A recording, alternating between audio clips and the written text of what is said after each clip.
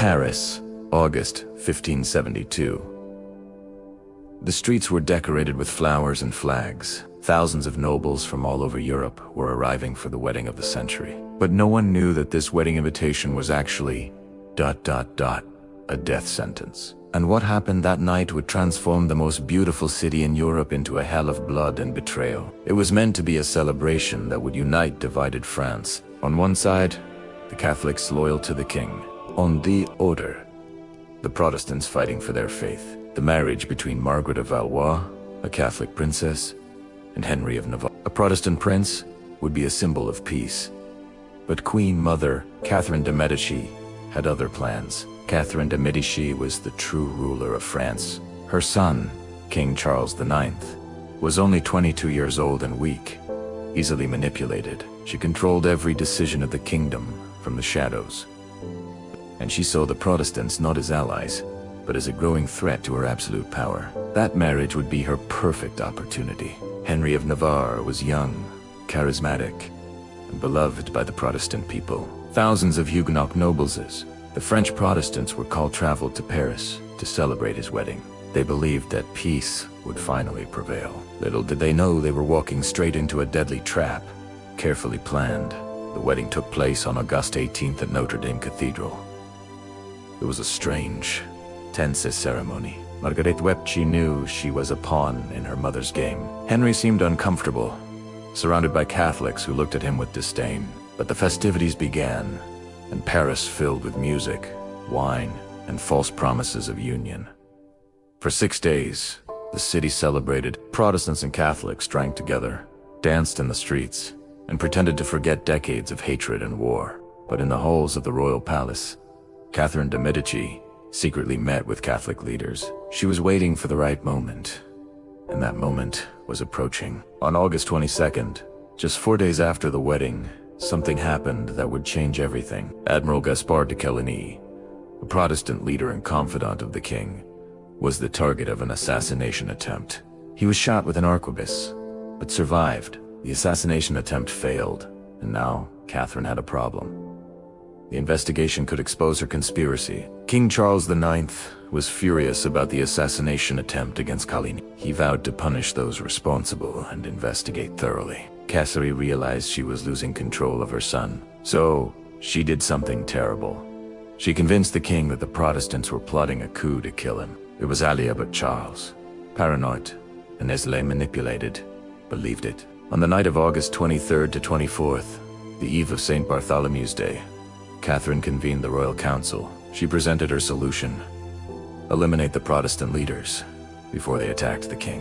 Charles hesitated, but under pressure from his mother and Catholic advisors, he finally yielded. The order was given: kill all the Huguenot leaders in Paris. At 2 o'clock in the morning, the bells of the St. Germain-l'Auxerrois church rang. It was the signal. Catholic soldiers, marked with white crosses on their hats and arms, stormed the homes of Protestant nobles. The first target was Admiral Coligny. He was brutally murdered in his bed, still wounded from the previous attack.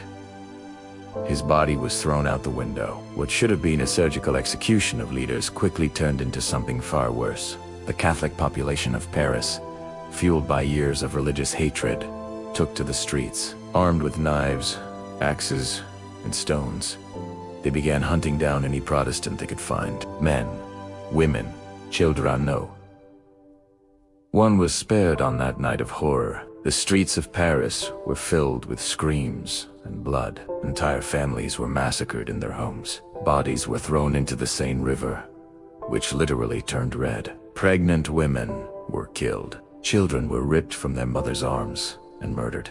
The city had become a human slaughterhouse, and no one could stop the carnage. Henry of Navarre, the Protestant groom, only survived because he was in the royal palace. He was forcibly taken to King Charles IX, who gave him a brutal choice: convert to Catholicism or die. Henry, witnessing the massacre from the window, chose to live. He knelt and renounced his faith, but in his heart, he swore revenge. And one day, he would be King of France. The massacre lasted 3 days in Paris.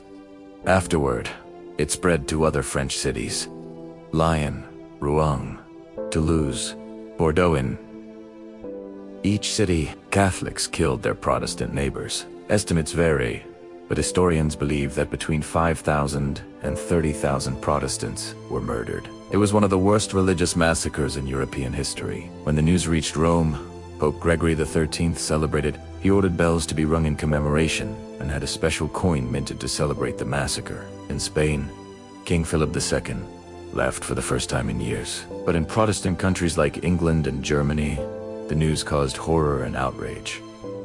France had become a symbol of barbarism. King Charles IX never recovered from what he had done. Tormented by nightmares and remorse, he quickly fell ill. He claimed to see ghosts of the dead and would wake up screaming in the middle of the night. 2 years after the massacre, at only 23 years old, Charles died. Some say of tuberculosis, others of guilt. On his deathbed, he is said to have cried out, "How much blood? How much blood?" Catherine de' Medici achieved what she wanted. She eliminated the Protestant leadership, but her plan failed spectacularly. Instead of ending Protestantism in France, the massacre only intensified the religious war. The French wars of religion would continue for another 26 years, killing hundreds of thousands. The peace she destroyed would only return decades later.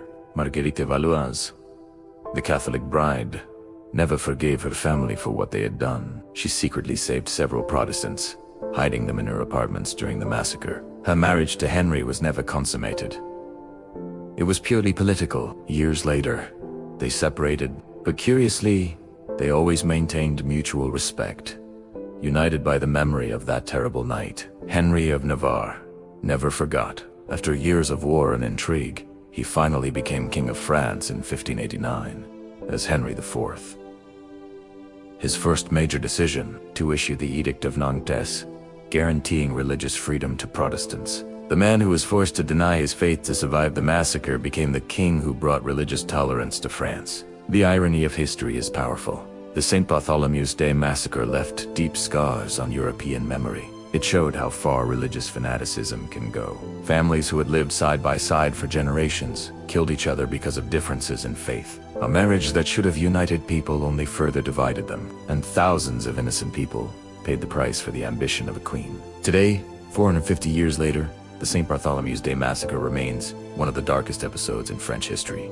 The wedding invitation that was a trap. The celebration that turned into a massacre. The Queen Mother, who sacrificed thousands to maintain power. In the city of Paris, which on that August night in 1572, proved that true horror does not come from monsters, but from the human heart when corrupted by hatred and the thirst for power.